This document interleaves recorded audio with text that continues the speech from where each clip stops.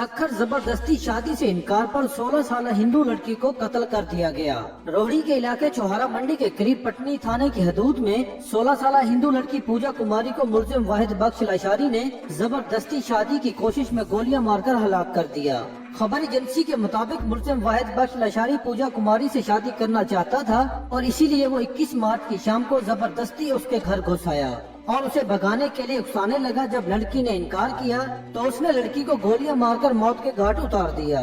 SSP Sukkur police के मुताबिक मुलजिम वाहिद बख्श लाशारी को गिरफ्तार कर लिया गया है। पूजा कुमारी का मामला सोशल मीडिया पर भी गर्म है। कई सहाफियों, सियासतदानों, समाजी रहनुमाओं ने इस पर आवाज उठाई और पूजा कुमारी के लिए इंसाफ का मुतालबा किया है।